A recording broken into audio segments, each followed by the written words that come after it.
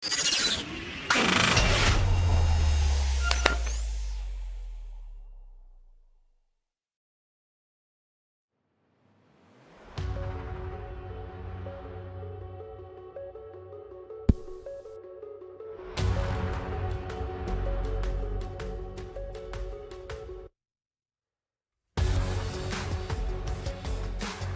a week or two ago, the top drivers from Racecraft knocked themselves around the racetrack at Charlotte.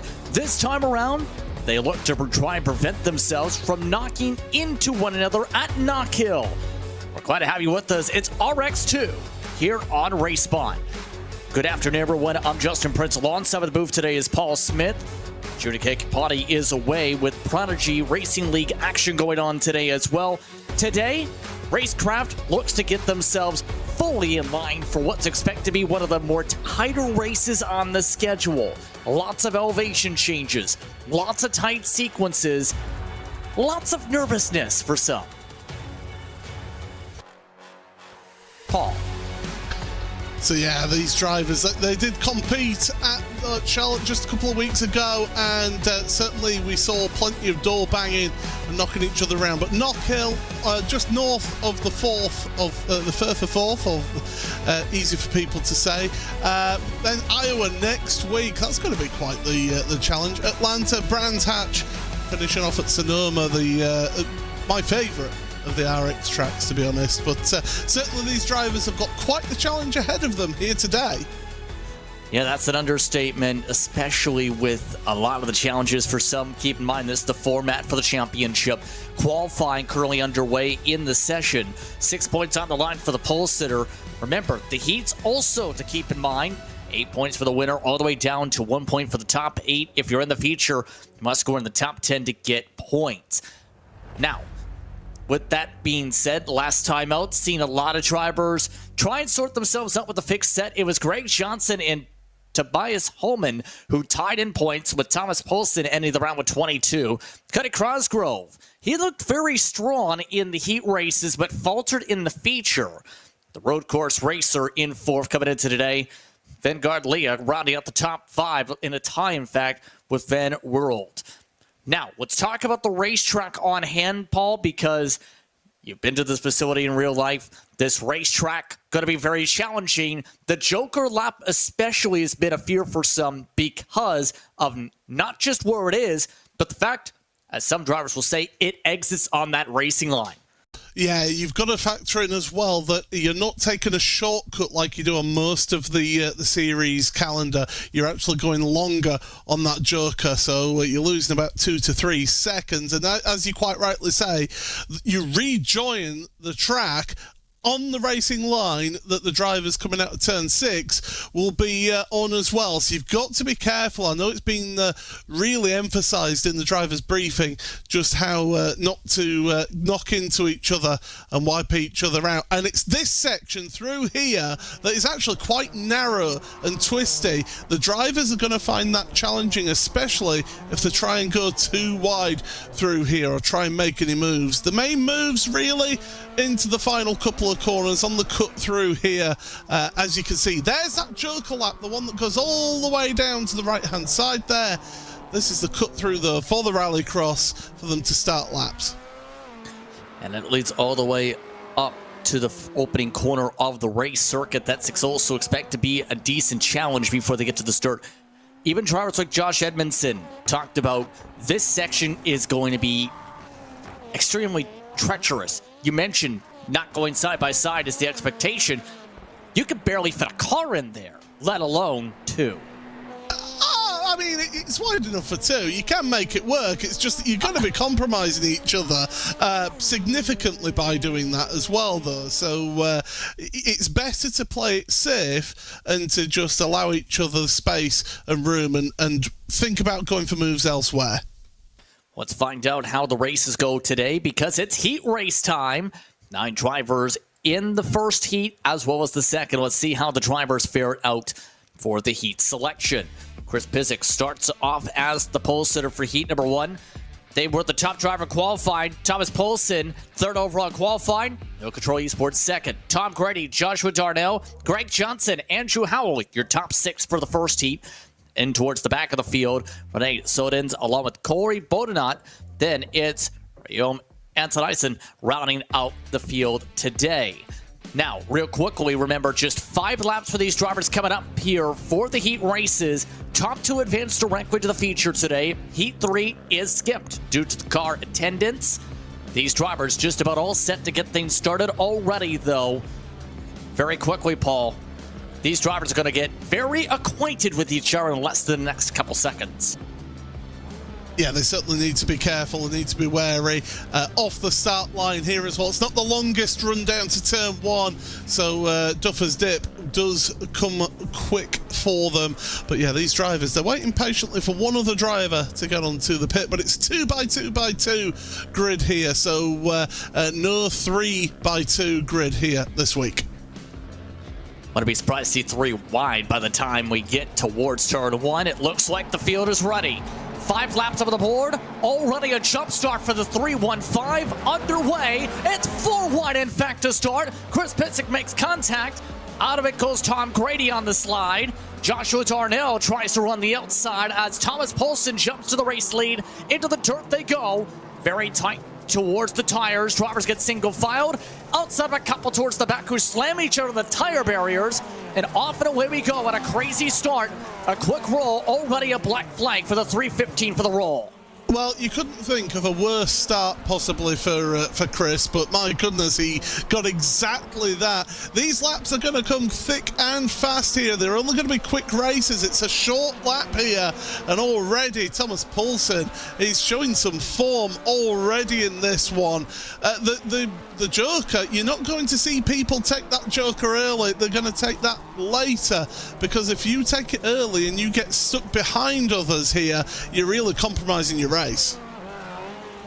We'll see when drivers elect to indeed use that Joker. That will pop up on the pylon, remember, throughout the season. At the end of that respective lap taken, Poulsen currently the leader on the bubble is Tom Grady. Looks like Grady going to take the Joker right here. No black flag being served by the blue and yellow machine yet. Chris needs to serve it or he's going to get disqualified from the heat.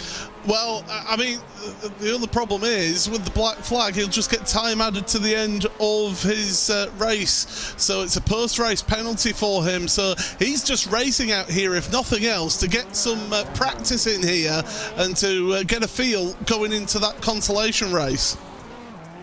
Regardless, he's definitely not advancing. We can say that much, but he is providing pressure to the leader. 4 drivers have already used the Joker. Coming up to 2 laps to go. And contact. Now it's even worse. Chris now hits the wall on top of things. And so the left side of the Subaru damage. Joshua Darnell took the Joker this past time. The thing is for the bubble. It's Darnell who jumps him in the Fiesta. Oh, and that's going to be crucial for Josh now. Can he be able to pull away from Tom Grady? That Fiesta, it's quite a nimble car, is that car. Not always the favoured one. The Subaru is such a stable vehicle that it's favoured by most of the grid, but those who take on that Fiesta or even the VW, they can, if you can pedal it, you can get some really good results out of it. There goes Chris to use the Joker. Only Thomas Poulsen yet to take the Joker lap. White flag is up final time around. Thomas Poulsen right now, that was projecting, looking to be up by a couple seconds by the end of this one if it holds. And there's the confirmation on the pylon, 3:15 done. That's to be expected with them out of contention for this final lap. Now, where is Thomas Poulsen going to cycle here? The no control machines have been very solid in the fixed side of the card so far. Here comes Poulsen to serve the Joker. Where does the Fiesta land? The Maryland paint scheme well far behind for a moment. Here comes the Dragons. Darnell in front for a moment. Checker flag waves of the strike. Poulsen got it. Poulsen by a 1/10 of a second on the crossover. Well, that was so dramatic at the end there. My goodness, so close between them. But yeah, Poulsen and Darnell go and progress through into the feature race, and they are in the best places you can be. Thomas Poulsen will be starting pole in that main race. So already the cooldown lap closing up with some contact. It's Poulsen and Darnell who do get the top 2 spots. Let's take a look at the rest quickly. Grady, Andrew Howell, amongst those into the LCQs. Renee Sodins along with Johnson, Antonin, Pesic, and Bonanot to the next card. Speaking of the second heat, the rest of those drivers about to determine who they're going to have to race. Let's see who they will race here. It's Thomas Holman, second to qualifying by intent. Trevor Teal in second. Then it's Cosgrove, Leah, DuBois, along with Van World in the top 6. Then you have Owen Anderson, Casper Thirlgaard, and Cole Fisher is the last of those on our starting grid for race number 2, our second heat of the day. An interesting start to the day so far. A drag race to the stripe. It was a lot closer than some may have expected. That was a 5-second lead before the Joker. We'll see how race 2 fares out as the field is ready for the most part. This should be a fun one. Here we go. Engines are revved. No jumps this time. Green, green, green. The green lights are out. We're underway for heat number 2. 3-4 wide already as they make their way to Doofus Dip. Already clear is Trevor Teal for the race lead. Hard contact to the back. One driver gets spun off the track and Thirlgaard. More slamming into the corner. Trevor Teal gets punted off the racetrack. To the race lead goes Tobias Holman in his Fiesta. Well, Teal was going for a trip round the full circuit rather than the RX track. That was, yeah, certainly not ideal, but Teal is shown he's got pace here in that Subaru, that car, so he's going to be looking to try and push on and focus forward, but yeah, definitely suboptimal is what me and Peter Mackay would say. Of course, Peter, well-versed here at Knockhill as one of the circuit commentators, but, well, Tobias Holman, big lead already.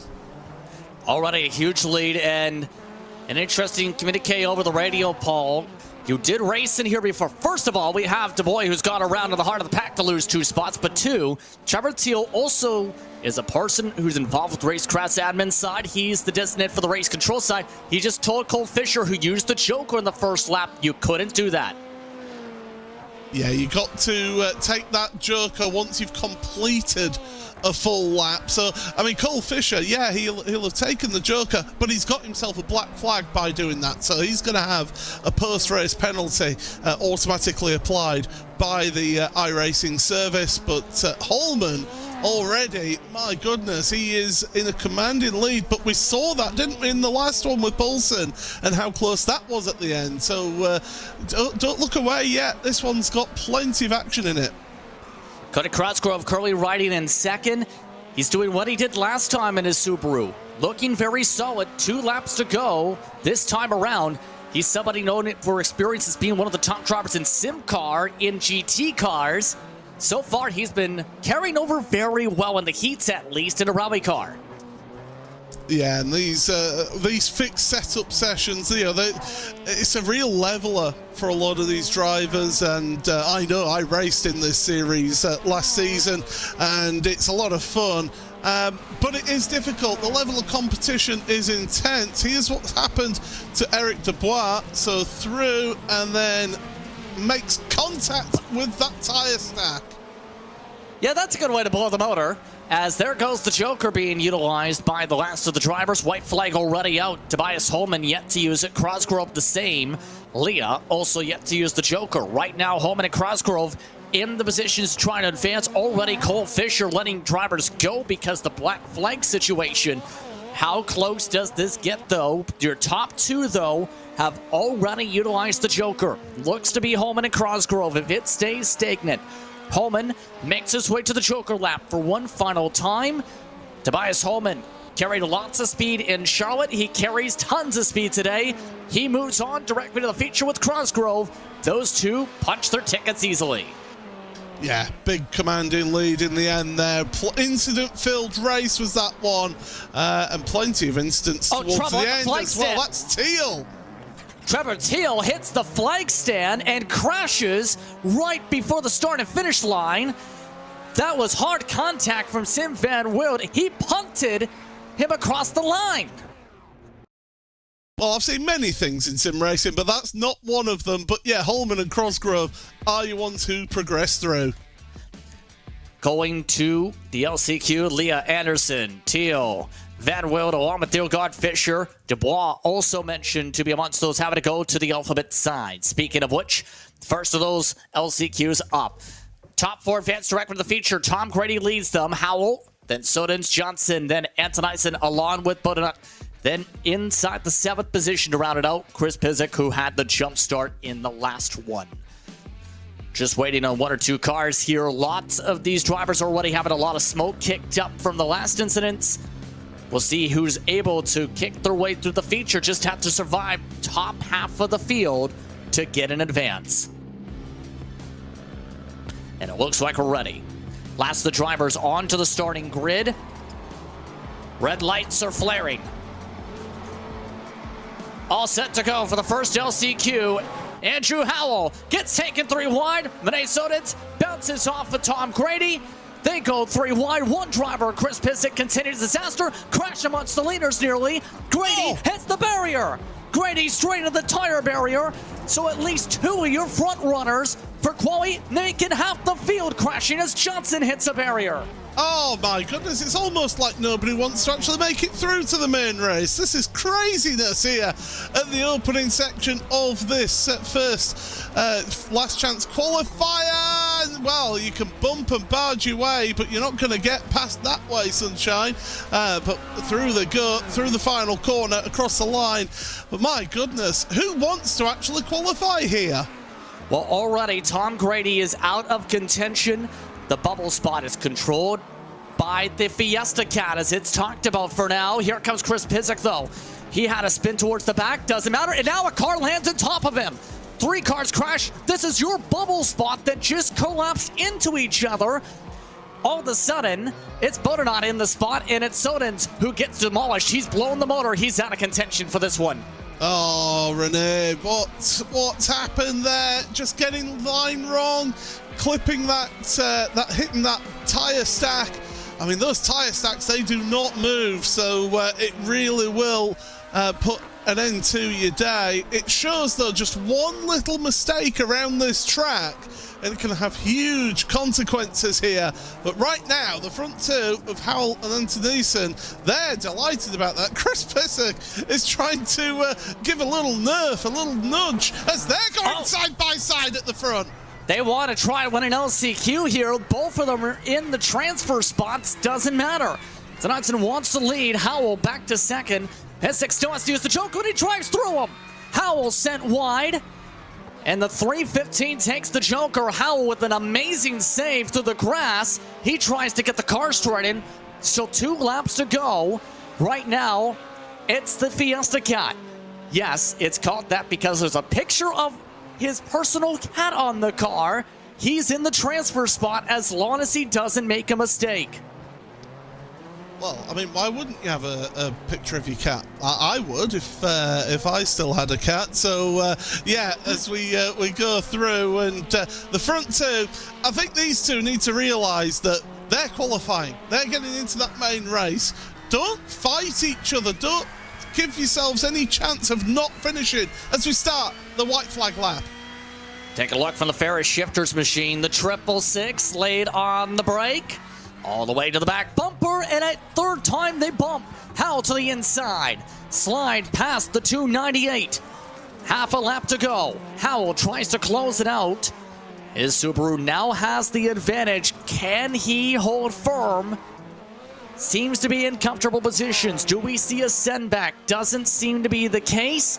Andrew Howell comes through the final corner to take the checker flag and advance via the win of the first LCQ. It's an Ison, Pizik, and buildup also advance. What a wild one, Paul. Yeah, that was, I think crazy is the correct word. Intense, Joshua Edmondson says in the chat. And, well, yeah, certainly that is another word for it. But I think there was a little bit more contact than I like to see, personally, in Rallycross. I know it is a bit of a contact sport, a bit like the octagon on wheels here. But, my goodness, that was a bit more physical than normal. Let's take a look at this one. The drivers saying later taters include Greg Johnson, Vinay Sodens, and Tom Grady. Grady, the version of the quote. Howell, Antonison, Pizik, and buildup, the ones advancing in this one. The 315, the quickest of those. Let's take a look at LCQ number 2 quickly. Those drivers to the grid now. Leah and Anderson on the front row. Then it's Teal and Van Wereld. Then it's Thielgaard and Fisher, your top 6. Rounding out the drivers, Dubois, the last scheduled starter. Currently, we'll see if he makes it to the final spot in the 000. So, a lot of drivers going against the advice from Race Control. Keep it calm in turn 1. We'll see if anyone follows that advice with the final spots at hand here. All 7 drivers make it to the grid. It's time to go racing for LCQ number 2. Once again, Racecraft Rallycross action powered by Next Level Racing. Underway once more. It's 3 wide once again to the opening corner. Back to 2 wide, a much cleaner start. And never mind, they crash for second, and half the field spins into the grass. Oh, that was Anderson. Oh, Teal's going around as well. Oh, my goodness. Again, you've got a bunch of drivers who all seem to want to win this one. You can't win it in turn 1, folks. I don't know how many times we have to say that. Keep it clean was the message. Everybody seems to have forgotten that message once they get behind the wheel. Yeah, some people would argue that you can win before turn 1. Well, I'm being sarcastic for those wondering. But as that's all flared out, Leah in the race lead, second place. Wow is the first word. 2, what a rejoin by some. Yeah, as Teal.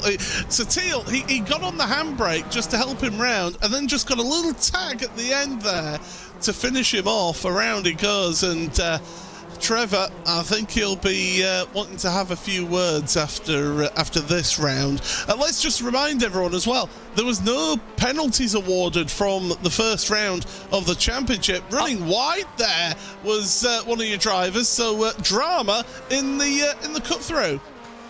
Yeah, I believe that time it was Fisher losing time, and that's the battle for the transfer. Van Wereld currently holding on to that 4th position on the racetrack. Your top 3 yet to take the Joker halfway through here. Right now in those positions, Leah, Dubois, Thielgaard amongst those cars. Once again, looking at Thielgaard, the no-control esports machine, looking very much in control, but that 14 is closing the gap down for later. Oh, big moment, big drama there for Thielgaard. And the thing for Thielgaard is that Van Wereld has taken the Joker. Casper hasn't here, so it's going to have to be done in the next lap and 2 laps. So once again, the 14 looking to try and see what the time cycles through. Leah looks to be amongst those comfortable with Dubois. So what's going to the mind here? If you're in this race right now, what's kind of going through your mind if you're this 187 knowing there's a chance it becomes a drag race for the final transfer now? Oh, Cole Fisher, I think, is in the spot to be for that final transfer spot. You've got drivers taking the Joker this time, Dubois and Thielgaard, but the thing is, when you come out of the normal corner, those drivers who take that Joker are a lot higher speed, but Fisher comfortably ahead of Thielgaard. White flag is out indeed, and you called it up to... Never mind, Fisher just hit the barrier. There's Leah up front. Fisher has lost his gap after hitting the tire barrier. Thielgaard shoves his way through. Fisher's got a problem with the chassis, and all of a sudden, Fisher throws it away. Leah looks to close it out. Who will end up winning the race is the question. Van Wereld hits the tire barrier, gives it to Leah. Van Wereld now with some problems holds on over to Dubois. And it's Thielgaard after Fisher on the final lap crashes into the tire barrier in the corner from the pavement to the dirt, who loses the transfer. Wow. That was 2 crazy last chance qualifiers that we saw there. Yeah, Leah, Wereld, Dubois and Tiergarten then do get them through to the main race. Fisher, Teal and Anderson do not qualify. They're saying goodbye for the day. So just like that, it's warm-up time, and the racing's come very fast. A lot of chatter amongst the drivers as they get ready. A lot of drivers getting ready to see where they square away with their largest of grids in a moment. These drivers of Leo, Van Wereld, Dubois, Thielgaard advancing, you said. but they're getting ready to start at the back of a 12-car grid. What are your keys to win this feature in turn? Well, I think we've seen all the way through. If you can keep it clean, you're on for a really good result. Simple as. There's been so much contact, so much carnage going on. If you can somehow keep out of the way of everybody and not make contact with anyone or the tyre barriers, it must be said, then you're in for a really good haul of points. And we've already seen the chaos of turn 1 here. What do you do to try to make sure you stay on that pavement right now with how much contact there has been just to get to the runoff area? In the words of Paul Mikolajczyk amongst those in RX1, when you miss that pavement, you turn into a combine trying to plow through the Scottish wheat fields. Yes, certainly that's one way of putting it. I don't recall there being too many wheat fields in Scotland. It's mainly pasture land. But yeah, certainly it's a great opportunity for somebody to get some good championship points. But it's so difficult at the start, especially if you're starting mid-pack. I mean, I've been there, done it, won the t-shirt in this RX2 field. It's so difficult when there's 12 cars on the grid and you're all fighting over the same piece of tarmac. We're about to see who's going to win that battle. Of course, at tarmac, 15 minutes, 10 laps, whatever comes first on the clock. One Joker lap for today's feature race. 12 drivers ready to go. It's time for the gridding process for this one. One more chance for the drivers in RX2 to battle it out, and this time it's for the big points.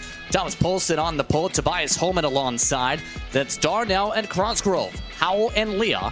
What's your top 6 here today? Then in the 7th position, it's Antonisen along with Van Wild. Then it's Pizik along with Dubois.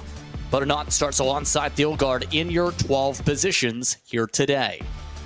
Real quickly, Paul, who's your pick? I'm going to go Cole Fisher. Starting around the outside into turn 1 seems to have gone well for some drivers, so I'm going to say Fisher. Well, that's going to be a wrong pick already. That's going to be a problem. Oh yeah. My goodness, I'm reading my wrong timing screen. Anyway, we're good for the start of this one. I'm going to say Holman then, around the outside of 1. Let's find out how this goes. 12 drivers ready, the engine's rev. The lights are ready. Green lights are out. We're underway for the feature for RX2. Already it's 4 wide. Already they're trying to crash in the back half of the field. They are crashing. 3-4 drivers miss the corner. Back half of the field spins each other. The leaders spin each other. Holman survives as they continue to crash for 5th. Crossgrove into the tires. Poulsen gets hunted around like a volleyball, and all of a sudden half the field has significant damage. And now we have one. Holman flips for the lead. Wow, Tobias Holman goes airborne in the thin section of the track. The worst case scenario has happened. What on earth happened there at the start? It was absolute carnage in the mid-pack. And then Tobias Holman, who quite physically went to the lead of the race, it must be said. Well, he must have clipped the tyres and just sends that Fiesta up and over. He's in the pits. He's at the race. So just like that, some of your contenders out, not just Holman now. You have Howell out of the race contention, at least for the lead right now. Joshua Darnell and his Fiesta, the first to survive through the wall craziness. First of all, you have at least 3 drivers wreck at the very back before they even got to the opening corner. Then they punted each other for the lead. Yeah, like I say, that was a very physical move, and all around goes Howell, so that was not the best way of happening. And then look at this, hits the tyre barrier up and over, and amazingly, nobody else collects him. So just like that, Tobias Holman ends up hitting the worst case scenario. What did I say? How there's not as much room for 1 car, let alone 2? Yeah, that just happened. Oh, that's well. Chris Pizik's gone into 2nd, but the battle is on to see who takes the Joker. A lot of people want to take the Joker now. Yeah, there's a lot seen that there is an advantage of maybe taking it early. If you're further down the field, you might as well play the Joker and see if you can get something go your way towards the end of the race. So you might as well, if you're further back, around here. Take that joker early, maybe find yourself a little bit of clean road in front of you, and then just work your way forward. And Thomas Poulsen, the No Control Esports driver, using liberal use of that windscreen wiper to clear that windscreen. You certainly need to do that around here with these dirt sections. Onto the brakes, and still carries on in this battle.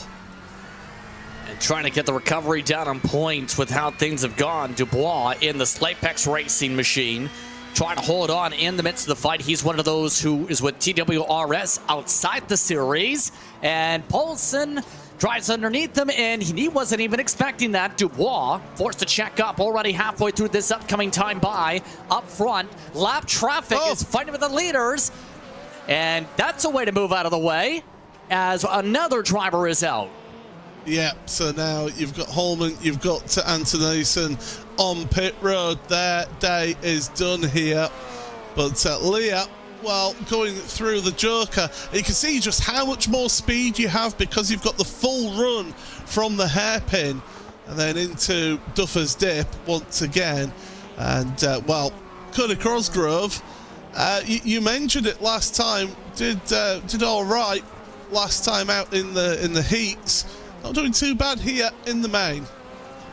Well, he's one of the final two still in the race, yet to use the joker first of all in that Penguin RC machine. But Joshua Darnell is kind of showing a trait. There was so much talk between Arjun and I involving the car type. A lot of people saying for Charlotte, for example, long run, the Subaru is the preference. But it almost feels like the Fiesta, the nimbleness is more than anything else better because, well, smaller car. Well, I mean, the nimbleness didn't quite work out for Holman, it must be said, with that earlier on. But, you know, you're absolutely right. A shorter wheelbase car, it does have a lot better rotation than that Subaru. But what it makes up for in that, it lacks in stability. And that is where the Subaru just has so much, is so much more forgiving to drivers out there. With that stable base, you've got more confidence in the car through the corners. As I say, if you can actually get a handle of that Fiesta as bang, bang, through they go once again. More contact down there. That was Poulsen working his way past Leah. But if you can handle that Fiesta, and if you can get a feel for it, you can do some really good stuff with that car. So right now, coming around to 2 laps to go. The Maryland paint scheme still holds on. Now here's the interesting thing. The 315, first of all, seems to be closing up a little bit. That's one of your quicker cars on the racetrack. Is Chris going to get there? Well, the answer is no, because Darnell just took the choker. But second, does he get second? Because 5 seconds back has not been the save point even for some drivers on the final lap in the drag races. Yeah, it's going to be, I don't think it's going to be quite, you know, completely tight, but it's certainly going to be close between the two of them. And now, Cody Cosgrove takes that joker lap. Where is going to be Chris Pisak? Got to be careful now on the corner exit for Chris. Oh my goodness, contact! Oh, he hits the wall. Cosgrove saves it. White flag is out final time around. Now they cut each other off. Cosgrove tries to hold a massive slide. Thomas Poulsen airmails it in, nearly sends each other into the wall. What in the world? Chris Pisak says thank you for second as one driver hits the barriers. Cosgrove into the wall. What a finish as Joshua Darnell has the calmest out of them. He's the last man standing. Everybody crashes, but it's Darnell who gets RX2's win from Knockhill. Chris Pisak makes up for a jump start from the heats for second, and Thomas Poulsen rocket launched his way to third. Yeah, there was, again, some physicality in that race, but Joshua Darnell, I mean, he just picked up the pieces of everybody else. What did I say about the key being to keep it clean and keep out of everybody's way? Well, that's what Joshua did right there today. What a finish for RX2. That's the understatement of the day. I don't know what's going to the mind of Josh, but that was... the fans are excited, let's put it that way. You can't take these cars home, very likely, because a lot of people are missing doors. Oh, those cars are wrecked if that was the real world. And I know that Trevor Teal, who puts a lot of time and effort into this series behind the scenes on the admin, he certainly... I think he'll be a little bit disappointed with the physicality that was going on in that race. I know we got a few tellings off last year during the season in RX2, but certainly one person who was happy with all of that, though, is Josh Jarnell. Yes, indeed. He picks up the win by a whopping 9 seconds. Apparently, Chris Pizik had steering damage. Well, you can guess one of the 20 reasons where from that. But Thomas Poulsen launched his way to third. Already had a warning of race control from that send at the time. Leah Van Wild, the top 5. Dubois in 6th. Cody Crosgrove finished in 7th. Last to survive in the lead lap was Steelguard. Corey Bodenot did finish the race a lap down to the SRC Miller Racing machine. Your DNFs, Tobias Holman upside down to the opening lap. Parked it after a couple laps. The rest of the field barely made it a couple laps. And Tonightson out 6 laps down. Didn't even make it a full lap. Andrew Howell to round it out in the Ferris Shifters machine. Let's look top to bottom at the running order here today, currently to see where the drivers stand, where the drivers think things fare out here, including from a race winner. We do have Thomas Poulsen standing on by here as he looks to talk things over. Why don't we see what's going through his mind here? Thomas, that was a feature. What's going through your mind after Knockhill, going to Knockhill? Yeah.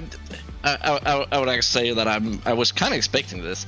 Of course, pissed off the start, but I was saying to my teammates before the race that it's 50% luck, 50% skill on this track, and especially T1. So I think that took me out of the lead for the what's called the fight for the win. But overall, I think this was still good for my championship. So me happy. So I already heard on the radio there was a comment from Race Control involving that send into turn 1. Talk us through that battle for second after one driver comes out of the Joker, and then you guys have a drag race, which leads to craziness down the front stretch. I'm not sure that I would survive that one. I'm not sure at all. But and how I did it, I don't know. All of a sudden, I got him in the back at the Joker, and then all chaos came loose. I couldn't control it, and then he just tapped me a little bit, I think, and then we all lost control. Chaos! Everybody tried the best to just keep the car in line. So, chaos absolutely reigns. Next time is Iowa. How do you feel about the place where corn is? Actually, I don't know the tracks that well that I can say that Iowa is looking like this and this and this. When I drive it, I know what it is. But I don't, as I said before the last time, I don't care what's coming up. I'm going to do my best, and then that's all that matters. Once again, Thomas Poulsen coming away with the top 3. Thank you very much for the time, Thomas. You too. Bye. Bye, indeed. That's Thomas Poulsen. A top 3 run. What a race for RX2, Paul. Race is one way of putting it. Absolute carnage is another way of putting it. No, at the end of the day, though, there was some skill that we saw out there from a few of the drivers. A little bit of physicality. You don't want to see sort of too hard a contact. Rubbing's racing. That's the nature of Rallycross. There's always going to be a little bit of contact, but punting people out the way, I'm not sure I agree with that. But yeah, we'll see how the officials look at this one after this week. But of course, you mentioned it, that schedule, Iowa next time out, that's going to be a whole different kettle of fish. That's a tricky RX course, is Iowa.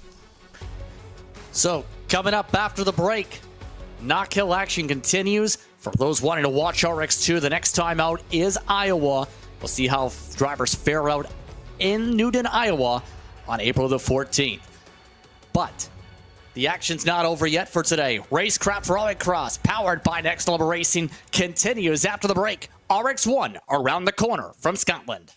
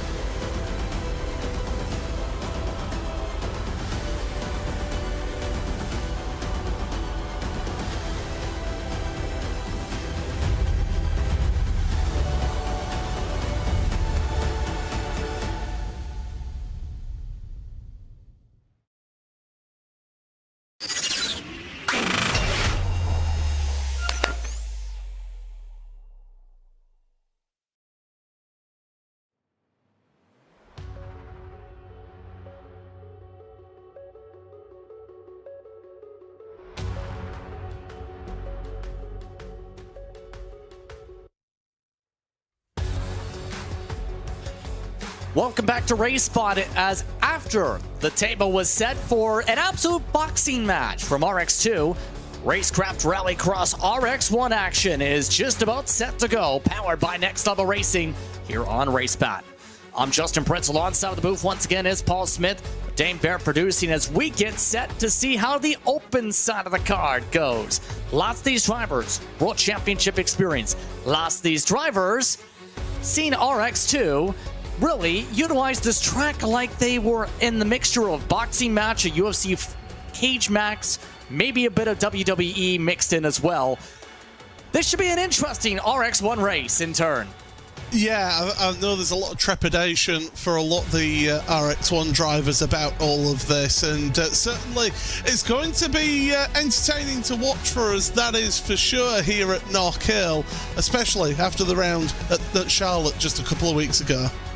And that was some dominating action, that respective round. We've seen some of the battles up front. Today we're expecting things to be a little bit different, of course, with Knockhill. All before going to Iowa, Atlanta, Brands Hatch, and Sonoma to round out the season over the next couple weeks. Remember, for those just tuning in, here's the points format for this series. Qualifying extremely important, expecting the top times to be in the 34-second bracket, at least 1 second quicker compared to RX2. Heat races top 8 score points, but right now the projections show top 2 advance. The feature race, you must be in the top 10 to score points. 15 points for the winner. Jacob Rafasto had the best run out of anybody. He had the long run speed compared to Josh Fox. Fox had tried different things in the setup. He finished second in points total for the round. Evan McFarland rounded up the opening round in points with 22.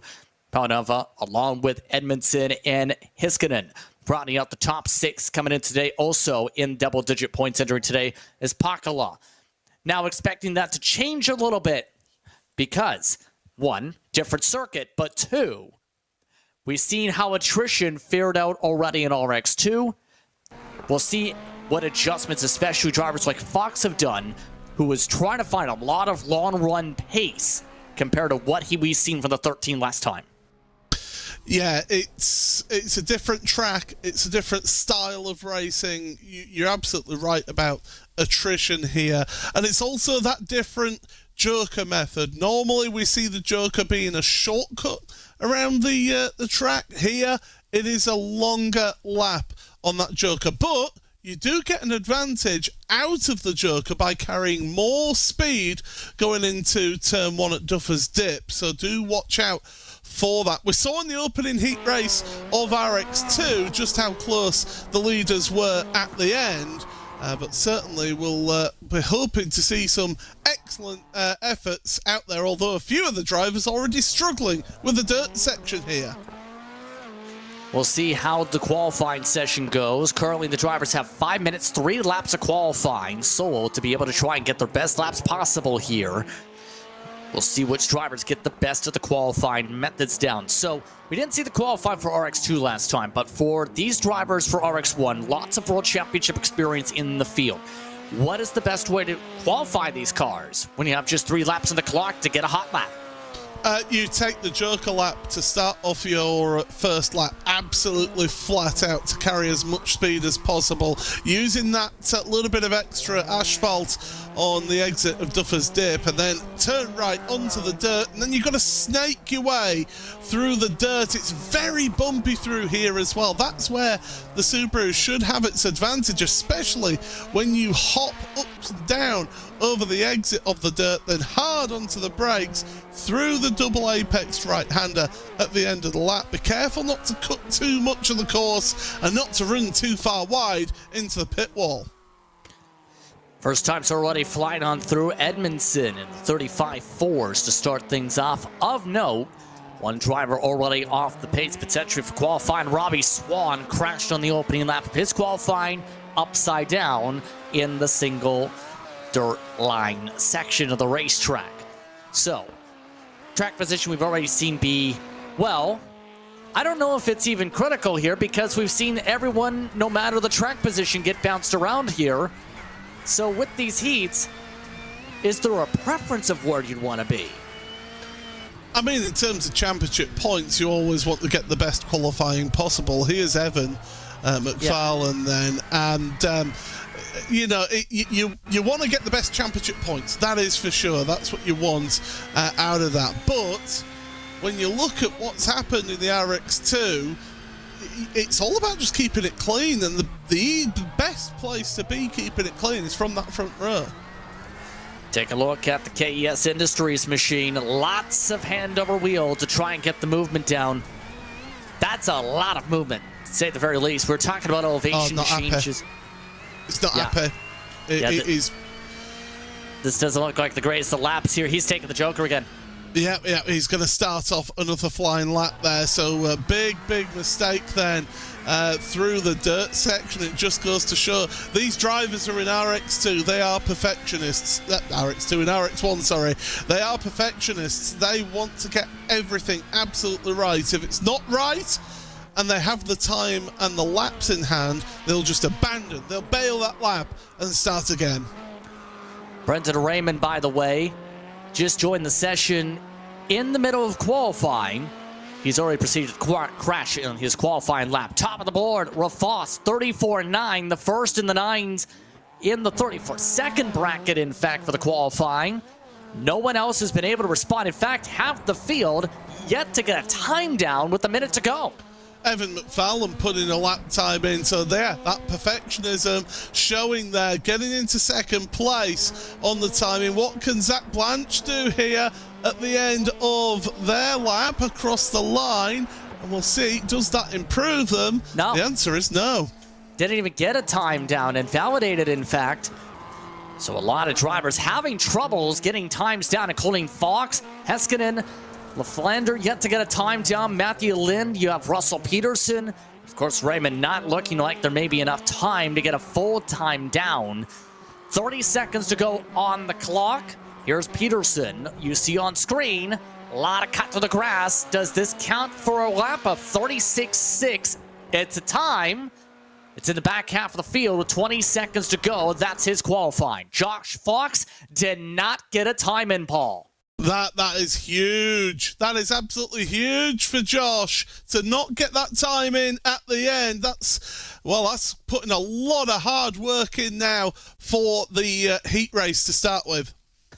So Fox not able to get points from the qualifying session. The Williams Esports machine will have to start at the back of one of the heats.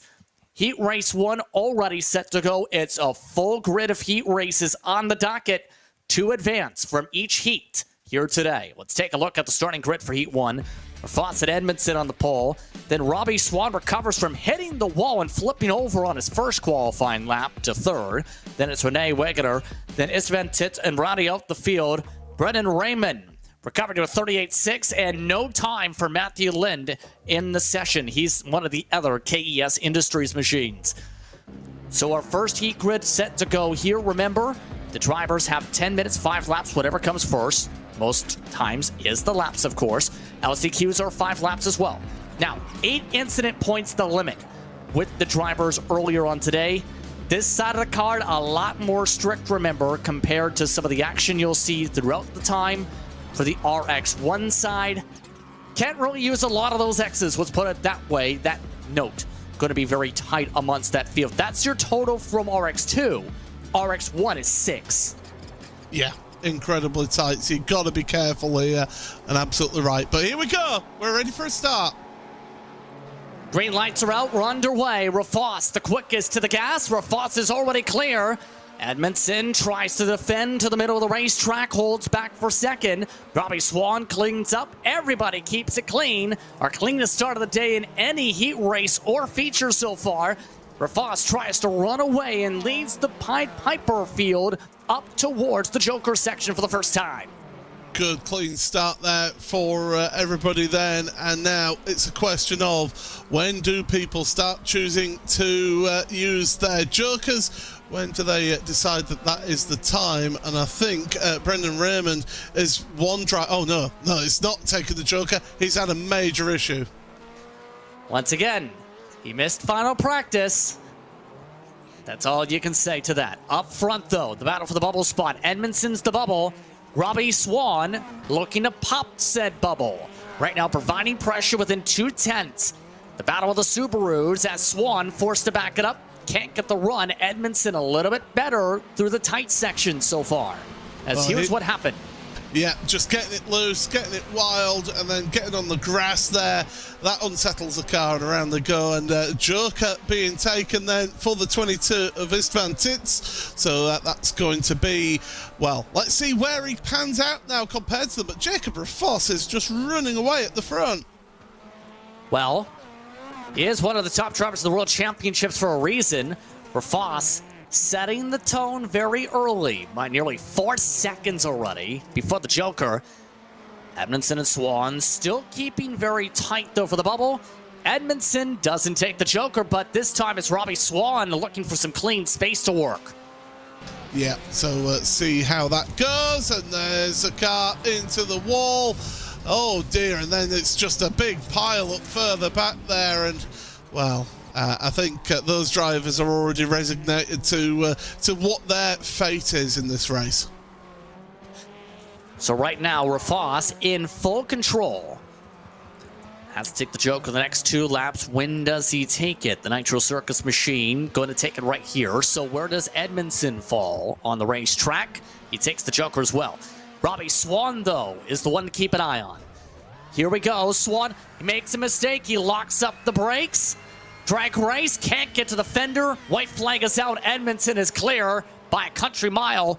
Edmondson much better in that section at the time of the Joker. Do you see, though, Josh just giving that little bit of extra space to Robbie Swan? He didn't want to risk there being any contact, but that race isn't done yet. It's not over yet between those two, but Jacob Rafos will be seeing himself on pole position for that main race. Give him some max points, too, from the heat race. So far, a max points round if the tempo highs. He nearly hits the wall. It doesn't matter if Foss takes the checker. Nearly rips out of Barney's hand as Edmondson takes second. Good stuff from there from Josh to make that Joker count. And yeah, the last few, they're going to be sealed in their fate. They'll be looking forward to what happens in that LCQ. So already, our first heat race coming to a close. A lot of drivers gonna have to hope for a better LCQ, including drivers like Raymond. Spuntitz having a lot of damage we see moments ago. We'll take a look at the full running order here in the next moment or so as all drivers have crossed the start and finish line. Rafos at Edmondson advance. Swan does not advance. He was out by 3/10. Then it's Raymond, Lind, and Wegener amongst those who had a lot of issues in that heat. Speaking of heat racing, heat number 2 ready to go. Evan McFarland, KS Industries on the pole. Then it's Excalibur Esports looking to raid the castle with Zach Blanche. One of in fact, the only Fiesta you'll see from the front runners. Sean Winkler, Paul Mikolajczyk for Racecraft. Then it's Russell Peterson alongside Kierden LaFlander. Then rounding out your field in this heat, it's Terry Heiskanen amongst the many who did not put in a qualifying time. A lot of fast drivers at the back of the field for these next 2 heats. We'll see how heat number 2 goes. The field already set to launch. A Fiesta to the left side, right side, just about all Subarus. Green lights are out. We're underway, and everybody immediately tries to pass the Fiesta. Blanche responds with a bit of a squeeze. 3 wide, back to 2 wide. Winkler rides the bottom. Winkler gets himself clear right across Zach Blanche's nose. Clean start yet again, and already the top 2 trying to run from the Fiesta. Blanche. Oh, Blanche just didn't quite pull away from that start quite how he wanted to, and that just allowed Winkler to be able to make that move as we head on through. And already that Fiesta looking excited, looking desperate to try and get back past, but no move being made as yet. I mean, that's what Fiesta's supposed to be, right? Exciting, energetic, little cars that can be nimble and quick. And right now, a lot of grip, and in fact, way more than Winkler. Winkler loses all the grip. There goes the 720 to the back. And that's what happens when you get your line wrong through that first couple of corners. Get it wrong, hit that compression at the bottom of the hill, and, well, Winkler goes wide. Now, what do you do about Jokers? If you're Winkler, you're possibly thinking, go? No. In fact, there's a car wide as well. Liftlander, I think, having issues out there. And right there's that compression you were talking about. He's very lucky he didn't smack the wall there. He might still win the conversation. He's in third already. Oh, meanwhile, on the live pictures, banging doors, more contact between the two of them. That's Heiskanen and Winkler now making contact, whereas Peterson, Lifflander, and the Mikolajczyk at the back just they've taken the Joker already. Where will they feed into all of this? Here comes Blanche onto the Joker. Zach Blanche trying to take a lot of arc, though, through that Joker. Looks like Blanche way into the heart of the Hornet's Nest behind Lifflander. Nearly hits Lifflander. Blanche able to get the crossover through. So right now it's Blanche the first, the Jokers, but everybody else is right there. Lifflander looks hungry. Lifflander looks very quick in the heart of this pack. He ran a 35 flat last time. Yeah, but you could see how Blanche, taking that Joker, carried the speed out of the hairpin, and that's what got him back ahead of Lifflander. But this one's not over yet. Kieran, all over the back of that Fiesta.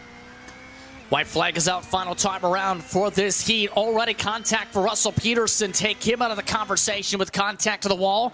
McFarland already taking the Joker. Looks clean and clear. This is for the transfer. Blanche lose the bottom. Across back. Lifflander makes it very easy in the Zeem setup machine. What a cut through. As all that's while Evan McFarland, the youngster, dominates his way through the heat race.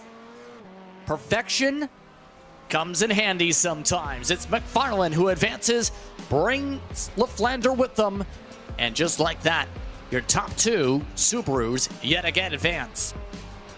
I think Zach Blanche won't be very happy with how that move happened at the end there. And it makes punted. his feelings known there as well. Oh, that might be talked about a little bit. That was a retaliation punt. But there was a cross to the inside. And in the end, that sees Blanche the first driver out, Paul. Yeah, like McFarland and Lifflander go through, transfer. The rest of them, they'll all have to try again in that last chance qualifier. But coming up next is going to be the third heat here in this one. We haven't quite actually got the drivers ready for that third heat. Here we go. There's a few extra seconds given on the clock because one driver had a blown motor on the pit road from the previous one. No Control Esports on the pole. It's Joni Pawaneva. Then it's Pakala in second. Robbie Kirtley, another No Control machine. A top three, in fact, with the team alongside Lindsey Hobbs. Then it's Stead Miller, Josh Fox. The rest of those drivers, just 6 in the final heat. That 12 machine going to be a one to watch. The downside, I believe Josh Fox said he was hoping to get a new paint scheme ready today. Guess what? It is not here yet. But will the speed be here in this one? Heat number 3, top 2 advance. Green flag is out, and Fox already goes for the hole. A squeeze, 4 wide. Fox waiting for somebody to lift. He's forced to lift. No Control Esports has 2 drivers go wide. They punt each other through the corner. Miller punts his way to second from 5th. What's the rule about teammates? Don't hit them? Yeah, that's... into the tyres there! Up and over and over and over. Stead Miller. And it's absolute carnage. Josh Fox is involved in all of this. Josh Fox also upside down. We're up to 3 in race conditions upside down. Josh Fox, one of the championship favorites, will have to go to the LCQ. He is still yet to tow as Pawaneva holds on in front of Kirtley. Wow, talk about drama in this final heat race of the day. But Pawanova and Kirtley, they won't be worried about that right now. Lindsey Hobbs, here's a replay. What happens? Clips the wall, tyre wall. It's tight. It's very tight through there. Up and over, and Fox, I believe, was the one who caught. He caught it separately. He did it himself. 2 spots, and that collects another car there. One of the No Control machines. Pakala. Nowhere to go. Pakala. Yeah, Pakala definitely packed a lot of punch into that hit. See what you did there. As, yeah, look at this. Where do you go if you're Pakala? I know he did it himself as well. You know, it's, Yeah, it's major, major problems for those drivers out there. Lindsay Hobbs has taken the Joker. The question is now, is Lindsay going to be quite close enough to be able to challenge Robbie Kirtley? So far, the drivers are having a lot of fun here at Knockhill. We only have a couple laps to go. This upcoming time by. However, still holding on over Kirtley. So right now, from what it looks like, the top two are the one who have kept it clean to no control machines. This team seems to be very well controlled, whether it's the drivers in RX2, well, we've seen more so, I should say, in Charlotte, or today in this heat where if you put them in the same grouping, they can work together and run when they don't punt each other through. Yeah, that's the other thing. I mean, these two right now, with the gap that they've got over Lindsay Hobbs, they just need to keep it clean, need to keep it on the island here and be able to keep it going. White flag in the air here at Knockhill for this final heat. We've got 2 LCQs coming up, and boy, we've seen how desperate people are for positions in these heats. What they're going to be like in the LCQs? 7 wide into turn 1. I'm jinxing it. Hamaneva is right now coming to the final corners here. Checker flag waving already. Hamaneva and Kirtley. A team 1-2 advance themselves to the heat victory spots. 1 and 2 as a group. They go straight to the feature. That means a lot of big names in the LCQs already with the attrition in this one. Fox in particular, the headliner. Yeah, that is massive for Josh Fox after wanting to be fighting for the championship. Well, we'll get the results and then we'll have a look at the grid. But Palanova and Kirtley, the ones who transfer through. That is potentially a double-digit loss already to the round unless he can recover in the LCQ. The drivers out, Hobbs, Pakala, Miller, and Fox in, Palaneva and Kirtley. LCQ grid's already loading up fast. Robbie Swan alongside Lindsay Hobbs, Heskinen and Raymond. Miller, Mikolajczyk has a problem. He's got technical issues. And then it's Wagner, the last of the drivers. That means with the engines revving and already a jump start from Wagner, 5 drivers look to have a chance. Here we go. 6 on the track. They're already slamming an LCQ number 1. Wagner already out of contention with a time penalty. Hobbs getting turned around in front of the field. And up and over goes Lindsay Hobbs. And just like that, the battles to transfer getting interesting. Your top 3 right now is Swan, Heskinen, along with Raymond. Everybody else having at least 2 problems into the opening corner. Oh my goodness! It's time to go for a little bit of a roll here today at Knockhill, and that is well, pretty much every race we've seen somebody go up and over. I'll tell you what, I bet they're glad that they're not having to pay for the repair bill on these. Oh, that's a big mistake there for your leader. Robbie Swan is in the wall. Robbie Swan stuffs it into the fence, and all of a sudden, who's going to advance at this rate? 7th car of Wagner having a black flag. Here's a look up at what happened here. Lindsay Hobbs broken suspension for the flip. Raymond has had issues in the dirt section here on the live action, so Raymond's dropped down now to 5th place. There's the mistake. My goodness, that was from the lead. But my goodness, well, we'll have a look at what happened here. A little bit of a bump and bang into the wall. And very hard contact yet again for the 369. It's not been a great round at all. It's going to currently holding on to the 57 by 1.3, 1.4 seconds. However, second has a time penalty. We've seen that was a big time penalty when that happened in the heat races earlier in RX2. Swan currently 3rd. I don't know who's going to advance this race. I think Stead Miller would be the net 3rd. Yeah, it would be at the moment. And again, they've just got to keep it clean. Keep out of trouble here. If you're having to just back out of corners, maybe not attack them quite as much as you would do, say, on a qualifying lap, then do so. Just have to finish these races and you're getting you through to a final. And coming up to the white flag here in what has been an LCQ where Hot Lava seems to have built around the transfer spots. All of a sudden, with the white flag coming up pretty soon for these drivers, your race leader still has a black flag from the jump start. They've just gone to the cross black flag, DQ for the 7. He's out. Heiskanen, net leader. Swan already taking the Joker. Same for Miller. Miller's got it comfortably. So in one of the more bizarre races you may ever see in terms of an LCQ, Wagner will not advance. Does Stead Miller know that, though?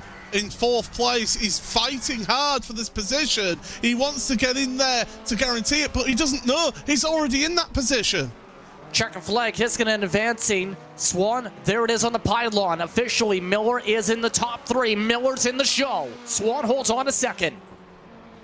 That would have been that heart-in-mouth moment. When you're driving there, you don't necessarily know if somebody's got a black flag. You just race what's in front of you. And just like that, the table's been set for the other LCQ. You ask what we were going to see in the LCQs. Well, we got our answer. I mentioned 7 wide. Well, we got 7 wide. With 6 cars on the grid, yeah, that's quite an achievement from these drivers. But certainly, we'll see how that all goes. There's your results, and the top 3, Heiskanen, Swan and Miller, do transfer through. Goodbye to Hobbs, Raymond, Wagner and Makralajczak. But we've got another last chance qualifier. Very quickly, let's go through this one for the last LCQ. It's Blanche, Intietz, then it's Pakala and Winkler, Lind and Fox. Then it's Russell Peterson, who is set to be the last starter for this one. No pressure for Josh Fox, but you have to survive the first lap. I know it's simple advice, Paul, but that didn't happen in the heat. No, it did not. And he'll have looked back at what happened there and also what's been happening in the other last chance qualifier. But here we go. This is the last chance to advance to the feature. Right here, 3 spots on the line, 5 laps to do it. Blanche sets up in the Fiesta, off and away with the first launch. Quick with the gears and quickly to the contact. Already slipping his line to the back of the field. 3 wide, nobody's got grip. 2 drivers into the tire barrier. Lind with damage, significant for Pakala. The rest of the field makes it through the first section. Winkler survives missing a tire barrier. And Zach Blanche, the first to run through, with Fox already to second. Can we all decide that you don't all have to drive on the exact same piece of asphalt? If there's a car alongside, you have to give the space, you know. You have to give them the opportunity to be on the track as well, not just you. My goodness, we've seen some messy stuff from a few of these drivers here today, but at the front, Zach Blanche takes advantage of it. I mean, they're all going for the same piece of asphalt there. It doesn't work. In that circumstance, it wasn't if gap car, it was if car, as in double-decker cars. And now Fox able to capitalize big time. Tietz currently on the bubble by about a second or 2. In fact, Peterson and Winkler, Peterson just had an issue down the pylon. Everyone else staying on the track. Winkler just got sent from 4th. So your top 3 on screen here are in very good shape. Everybody else, once again, if you're outside the top 3 on the first lap, you may as well be melting in lava, it seems. If I'm in the top 3 right now, I'm making a pact with them and just saying, look, guys, let's not fight each other. Let's just get to the end of this one. Here's more contact. And this is the problem of that Joker lap, is that you've got drivers braking for the hairpin on the lap, on the racing line, and those wanting to take the Joker are on the racing line as well at full pelt. Bang, contact is made, and it's one of the disadvantages of this layout, unfortunately. Already under 2 laps to go. These races flying through today. Right now, Blanche and Fox separated by 0.6 of a second. Blanche looks very quick in that Fiesta. He might have a shot to pick up a lot of spots in the feature. Fox starting to reel it in, and Fox just about floored it through Blanche to take the Joker. Nah, but did you see Blanche, though? Very clever. Went offline slightly, allowed the space for Fox to be able to take the Joker, that way eliminating any possibility of contact happening between the two. That's smart driving there from Zach Blanche. And the race IQ, we'll see if that works out for the win. It's going to be close. Right now, Tiet's currently comfortably in the transfer. Blanche, keep an eye on him for the LCQ victory. 5.1 down to 5 seconds flat on the circuit. Drivers will have a reset on the surface soon. For Josh Fox, though, it might be close. Blanche looks comfortable. Blanche could exit. Here comes Fox. Fox slides through. Fox gets it. Fox gains at least 4/10 in the final sector to win it. Incredible. Great stuff from Josh Fox. Kept absolutely on it. Shows why he was in a World Championship series. And yeah, that was great stuff from Josh Fox. I was about to say, Paul, right in that moment, you can tell that speed is there he needs for the feature in the final sector. That's been critical. But now with the race results coming up here, the last of the drivers are in the feature today. Fox and Blanche, Tiet amongst those advancing here. Let's take a look at those on screen with Winkler the first one out. Then it's Pakala out, Lind out, Peterson. He had a terrible sequence of races. A blown motor in his heat. 3 laps down in the LCQ. The 59 did not have a lot of luck today. No, that's I think that's the understatement of the day there. It wasn't a good day at all, but what do we get from this feature race now? 10 laps ahead of these drivers. In theory, you should have a cleaner race in theory, because there's longer in that race to make your moves. There's longer for you to take that joker. But, as we saw in RX2, it's far from easy, and it's not the cleanest, unfortunately, because of the nature of this track. So already we've seen drivers not afraid to use a bit of contact there, already not afraid to be able to rub some doors here.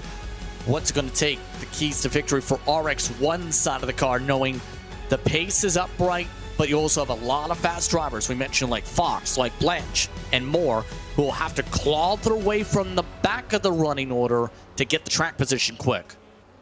I think if you're Jacob Raffor, Seven McFarlane, you're wanting a good start, keep it nice and clean through Duffer's Dip and downhill into turn 2. That's easier said than done, and when you've got Polanova and Josh Edmondson behind you, they're going to be putting some really big pressure on you. And yeah, definitely going to be an intriguing final race of the evening. Just got confirmation, by the way, on one of the reasons we've seen a missed start for the LCQ. Paul Mikolajczyk had a crash that was so hard in Heat 3, it crashed his sim. That's a very Mikolajczyk thing to happen, as someone who's called that name in SimCar. But now we're about to see the feature for these drivers today. Drivers making their way to the grid. It's Jacob Raffoss on the pole. Evan McFarlane on one side. Palaneva and Edmondson, row 2. The Flander and Kirtley, your top 6. Bottom half of the field, star-studded. Hiskinen, along with Fox. Robbie Swan in 9th. Zach Blanche in 10th. And it's Miller and Tietz rounding up the starters here today. Already, just about the entire grid is set here. We'll see what happens as we are just about ready to go. Very, very quickly, your pick. At Raffoss, I think that quality, starting at the front, is going to be Jacobs. Looks like we're ready to go. The engines rev. Are you ready? It's RX1 action. The feature race from Knockhill underway for Racecraft Rallycross, powered by NLR. It's 3 wide down the front stretch again. Already clear by a mile is Raffoss. He runs away from the Hornet's Nest. The Hornet's Nest sends everybody crashing into the tires. Palanova into the tire barrier. Robbie Swan punches his way through.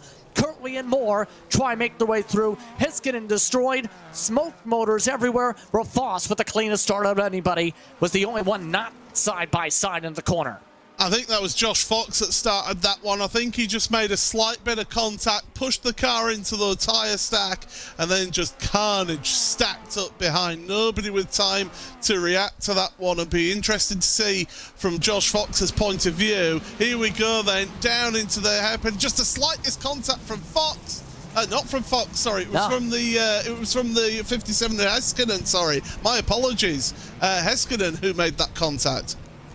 And that's enough to blow the motor of one of his own teammates, in fact, but involved in the contact. Rafos, meanwhile, has a lot of pressure. McFarlane is keeping him on his toes this time around. A much different tone set so far. LaFlander doing the same here with the early going on lap 3 already. No one yet to take the Joker.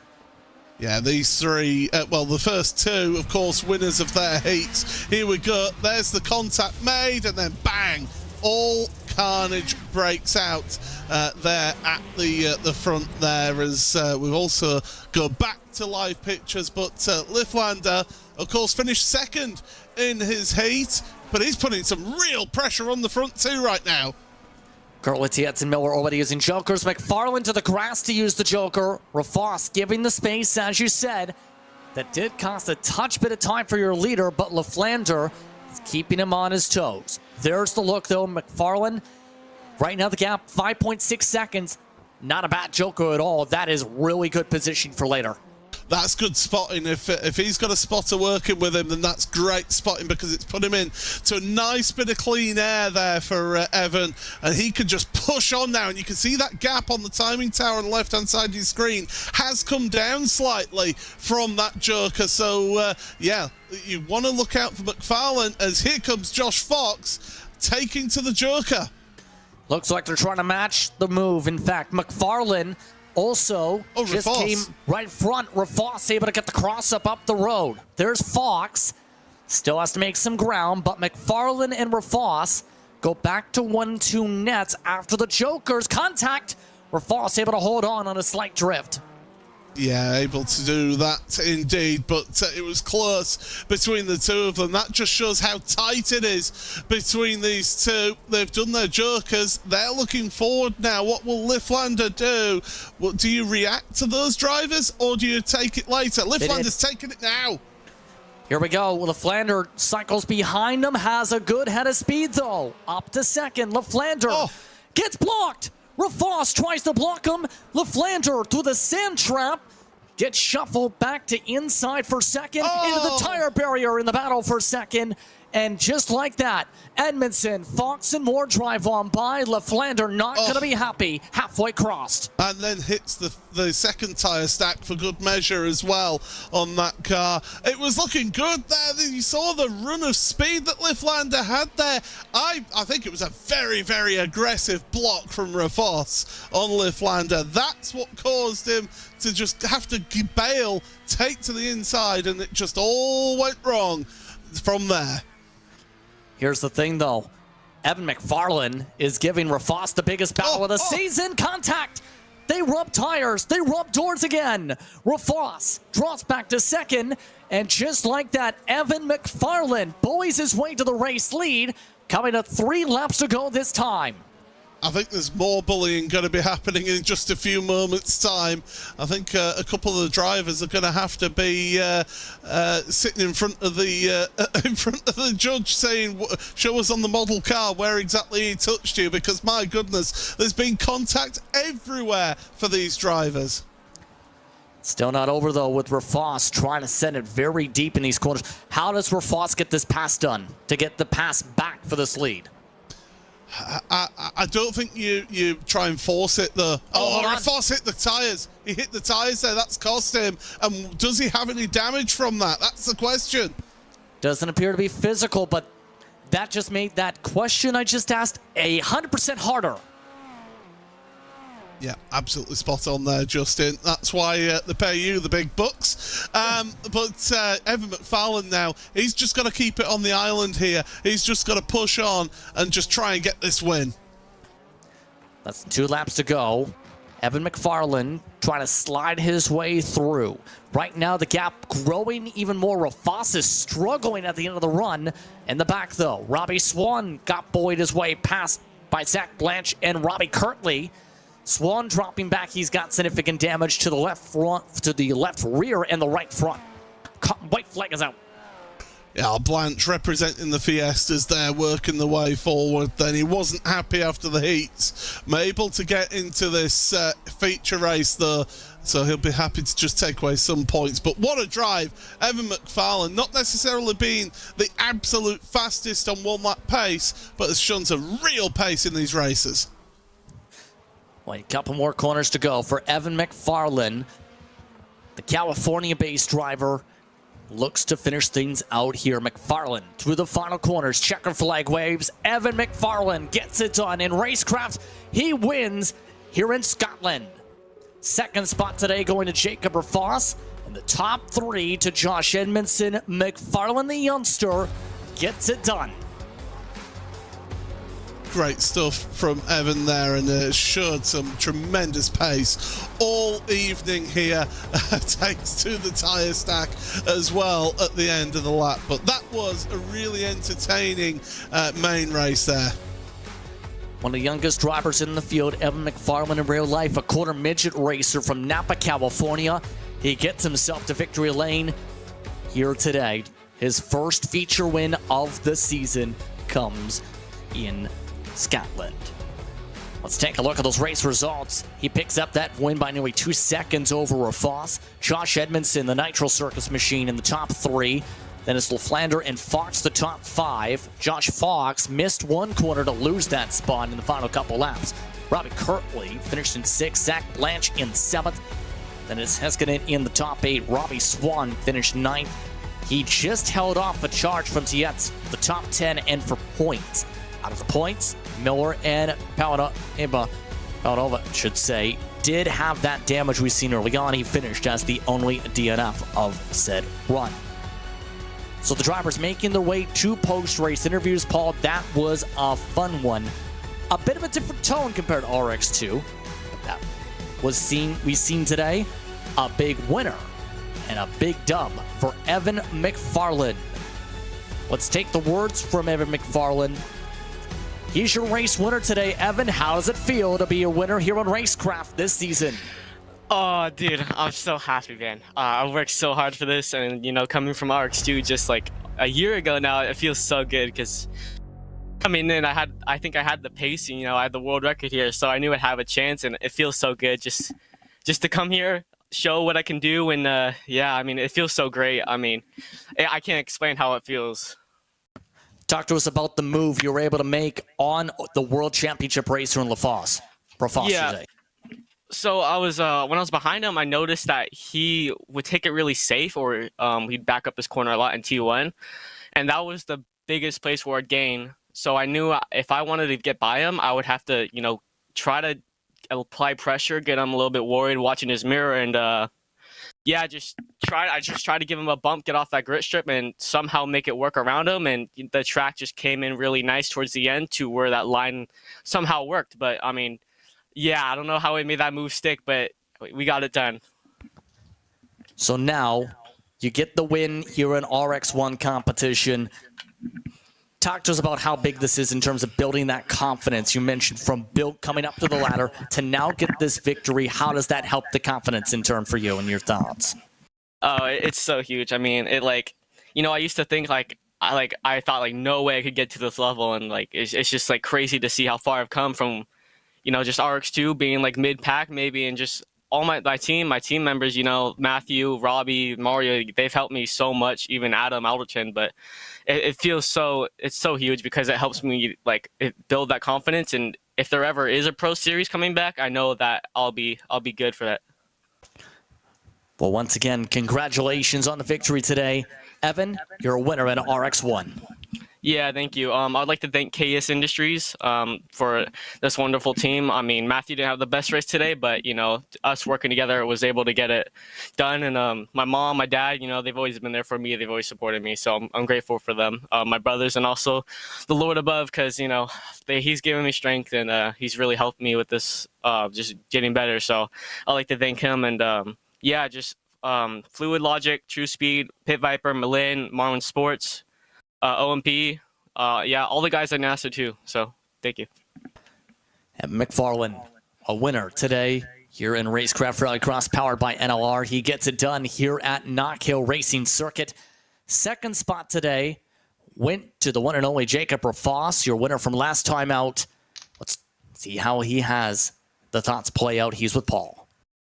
Well then, Jacob, I mean, my goodness, that was a hard-fought race there. I mean, how difficult is the racing around here at Knockhill? We saw how tight it was out there.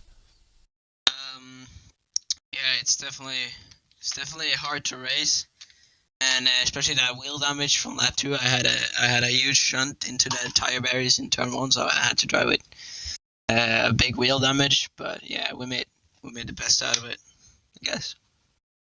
But you must be happy with how your season has started here, with you doing so well in terms of your heat race, in terms of qualifying as well. You really seem to have got a handle on this Subaru so far. Yeah, I did not realize we carried over from practice, but I had a session before this one fresh. I was not expecting it. It was probably said it somewhere, but I didn't just catch it. But yeah, but we managed to qualify on pole, and yeah, I think that was better for me than on fresh, for sure. And well, we're already 2 rounds into the season then. Looking forward, is it just to take it one round at a time, or are you thinking, right, like, think big picture and just get the good results now? Yeah, get the good results, I don't know, yeah. Just having good points in not doing any mistakes and stuff. I know Evan is fast, especially around this track. He showed it today, and also Kieran was fast here, and yeah, I don't know. We just take the best results we can get out of it. Well, Jacob, congratulations. We will speak to you next time, hopefully, out in Iowa. See. There we go. That's Jacob Rafos, and we've got one more driver, Justin, to speak to. Yes, indeed. Josh Edmondson able to come away with the top 3 run here today. Josh, how are you feeling in the Nitro Circus machine after we've seen some wildness today, but in the end, you calmed the wildness for the podium? Yeah. Finally, put it on the podium. I feel like I should have been here last week. I was sitting in 3rd, and then I gave myself wheel damage and a slowdown, and ended up like 6th or something. So I was a little bummed after missing out on the podium last week. And then to get a podium here at this track is huge, because it's a struggle for me. It's really hard to keep it on that grip line. It's so small, and if you get off of it a little bit, you either slide wide or you hit a tire barrier and get wheel damage. So it's really a race of attrition around this place, and I'm really happy with the podium. You mentioned how tight the corners were, especially in the dirt section. We've seen a lot of drivers flip over in this one. In your opinion, though, what was the biggest challenge of it all, just to keep the survival rate up in a race where we've seen in some of the races today in RX2 and especially here in RX1 at times, survival was key? Oh, yeah. Yeah, it's everything. The start is crazy because they put you 3 wide, and then it funnels into that first little bend, and then you can maybe go 2 wide there, but by the time you get to turn 1, you have to go to single line on the inside with that tarmac strip on the inside. If you don't get there, then people are just freight training by you. So the start, qualifying in the start, is actually huge at this track, in my opinion. But then, obviously, just staying out of trouble. Like, I know Jacob clipped a tire barrier, and I'm sure a couple other people did too. So, I mean, you can be the fastest guy here, but if you can't run 10 consecutive clean laps, then it's really tough to win. So, yeah, congrats to Evan. Cool to see him get a win in here. I know he's been grinding Rallycross for a while now, and he's improved a ton. So it's cool to see him get up there and challenge Jacob. And yeah, it's a stacked field, so I'm happy to be up front. So next time out is Iowa. How do you feel about the place where corn grows? Yeah, not very good. That is one of my other worst tracks, but I'm going to do some practice. I might even drive the Ford there. It's one of those courses that are so nimble that if I can get the Ford working there, I think I might be more comfortable in that, but we'll see. I'm going to need to practice a little there. It's a fun track to drive. I just got to pick up my pace there a little bit. So looking forward to it. It's going to be a fun one. Once again, Josh, congratulations on the top 3 run today. Good points day. Yeah, thank you. And shout out you guys for putting on the broadcast, and everybody else that showed up, and then everybody on the team, Nitro Circus Sim Racing, Next Level Racing, Pimax VR, Apex Gaming PCs, and Penguin RC Simulation. Once again, Josh Edmondson rounding out the podium today. I'd like to thank him and the rest of the top three, Evan McFarland, Jacob Foss, for taking the time to speak with us during post-race coverage here on RaceSpot. Paul, RX1 definitely living up to some of the billings today. Overall, the racing living up to some of the tempo and expectations. These drivers basically, in some ways, with the tempers flaring, could describe this as the Martinsville of dirt. But today, drivers have one thing to think about. Next week, we go to an actual short track in the real life in Iowa. Yeah, and that's, again, is a completely different feature on that one, and no such sort of elevation change other than the jump. These drivers are going to be having a completely different challenge there, and Josh was absolutely right there in saying you need to have quite the nimble car around that track. So yeah, you might see one or two more Fords on the grid next time out. And it should be a fun time. A lot of congratulations already being sent to Evan McFarland's way. The whole Racecraft community rallying around your race winner today. We'll see how things go at Iowa next time up, but it's time to say goodbye from Scotland for now. For my co-announcer, once again, Paul Smith, for our producer for today, Dane Baird, I'm Justin Prince saying so long. Enjoy the rest of your day or evening. You've been watching coverage of Racecraft Rallycross, powered by NLR, on iRacing from iRacing's virtual Knockhill racing circuit. We'll see you next time from Newton, Iowa.